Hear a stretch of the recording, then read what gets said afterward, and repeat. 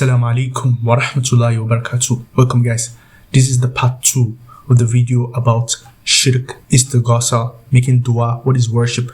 And I told you in that last video that I'm going to talk about the most difficult part of the question. This part of the question, the first video I watched that I took seriously on this issue was the one made by Dr. Yasir Qadi, where he was responding to the issue of Shirk and Istighatha. Okay, so it was a Salafi before, and then he moved away from that position, and he's trying to explain the nuances in making dua to the dead or those kind of things. Is it shirk? Is it not shirk? And things like that. So he mentioned it, he touched it a little bit. Towards the last part of the video, he started talking about what if someone believes that God has given some people powers that we can then go to those people and ask them directly, that kind of thing. That is the difficult part of the question. What if someone believes that, you see, this person does not have power in and of himself? God has given him that power, therefore I can ask him directly without asking God. I can just ask this person because God has conferred power on him, but I have to believe that God is the one that gave him that power.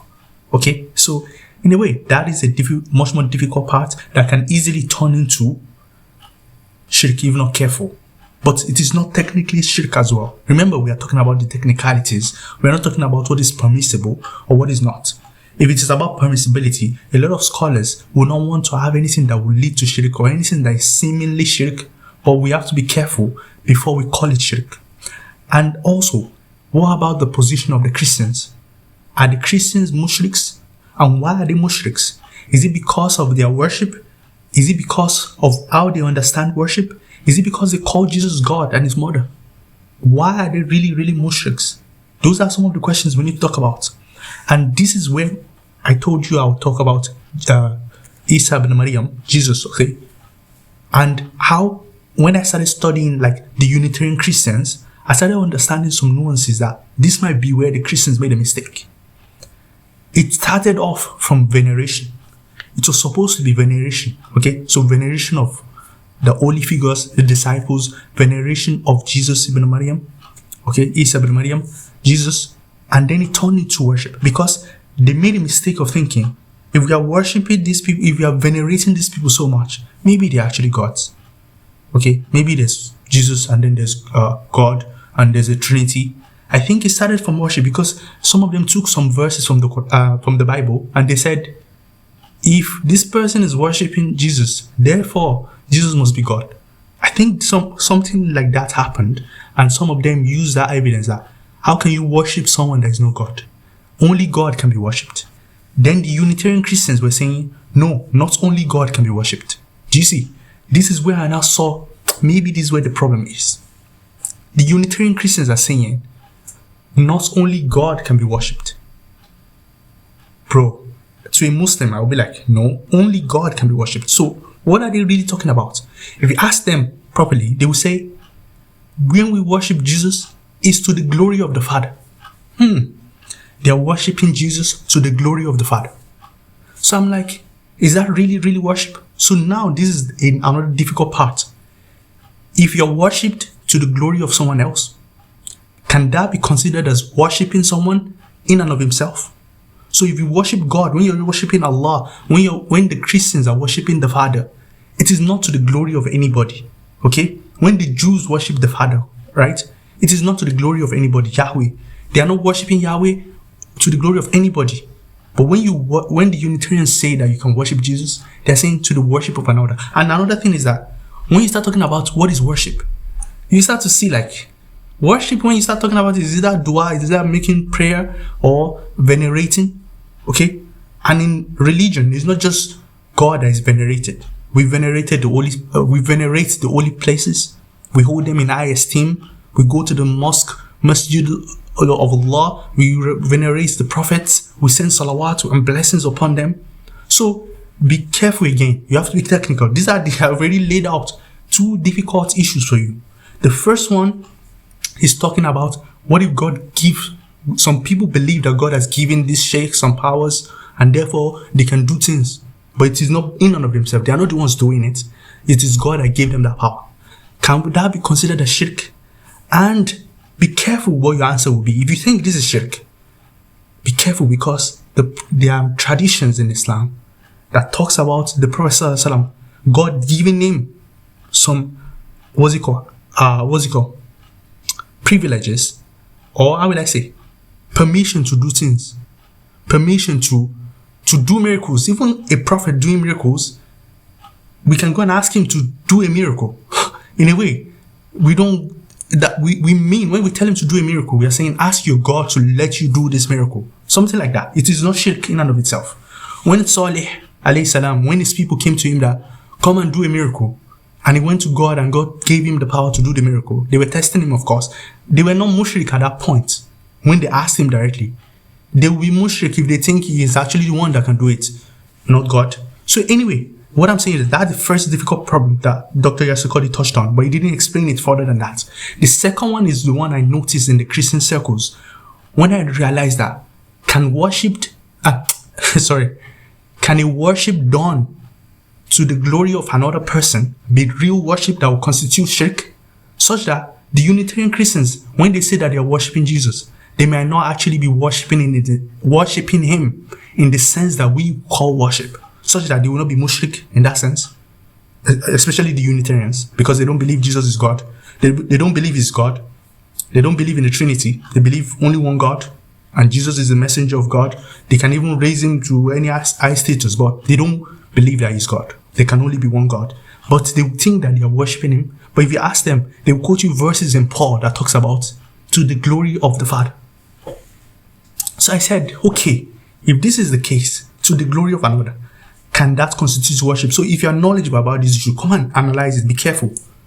If someone is worshipped to the glory of another, can that really be worship that will constitute shirk? I'm not saying it doesn't come close to it. I believe this is where they made a mistake, and veneration, if not checked properly, quickly turns into shirk. Why does the Prophet ﷺ always warns the disciples, the people, the companions, do not venerate me too much. Do not do too much. Gulu. Don't do gulu because it can lead to shirk. But it is not shirk in and of itself. Do you understand that? So, if you have watched lectures about how people or have done shirk historically, it's always been due to veneration. It starts with veneration. Let's go to the grave every year to go and respect our forefathers that have gone. Then the generation that comes after, they will not know why they were doing that, so they will think they are gods, and then it starts from there. So I think veneration in and of itself is not worship, and it doesn't constitute shirk. That's the position I'm talking about. If you have any argument against this, what you need to do is this. I'm not saying that I have a perfect take on this, because even me, I just discovered it. So you have to show me that when someone is worshipped to the glory of another, it is worship in the sense that will constitute shirk. You have to show that. And you must be careful that there's no precedent for it in Islam. Anyway, if there's any example of such, of something that we can term as worship, but because me, I'm saying if you add to the glory of another, that worship part, you don't need it, because that's no worship anymore. It's like, how will I say this?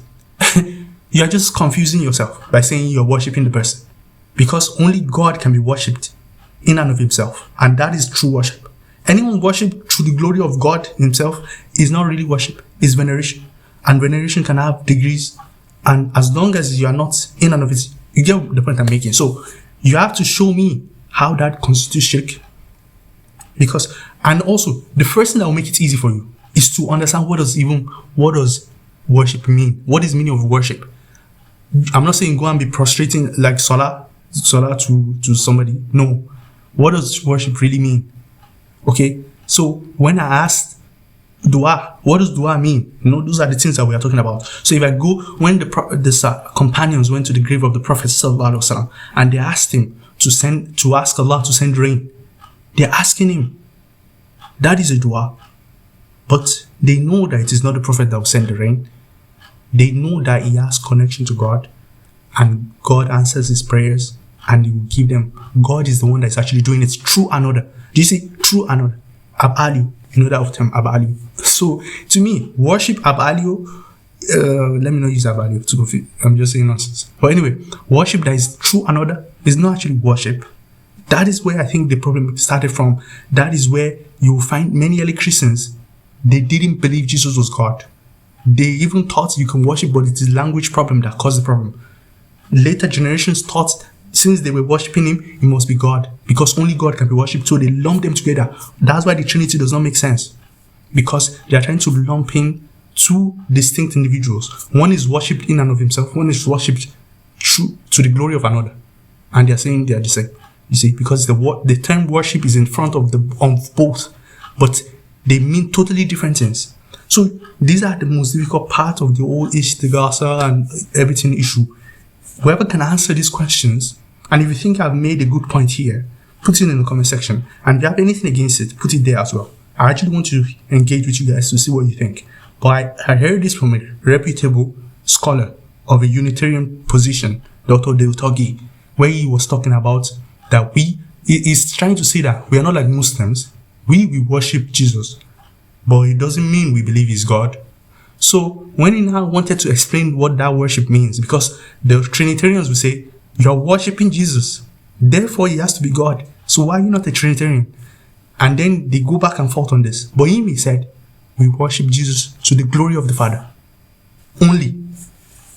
That is where I think we can catch what is really going on here. And we can bring it back to the whole discussion that we're having on this issue and realize that before something will constitute shirk, it has to be pure, intended towards the object, the person, separate from God, and you direct worship to that person.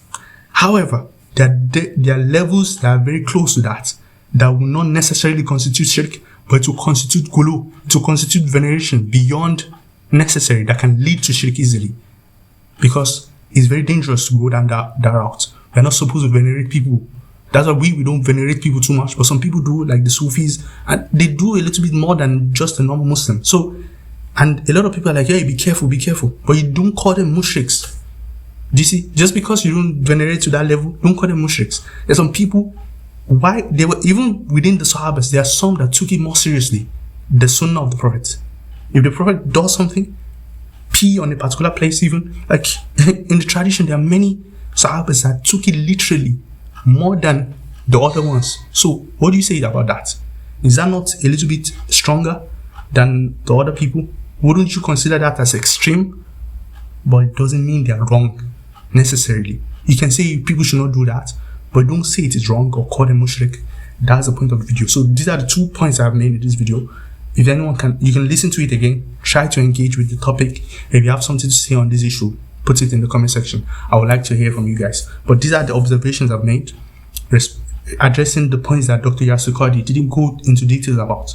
This is my be the missing link. Wassalamu alaikum wa rahmatullahi wa barakatuh.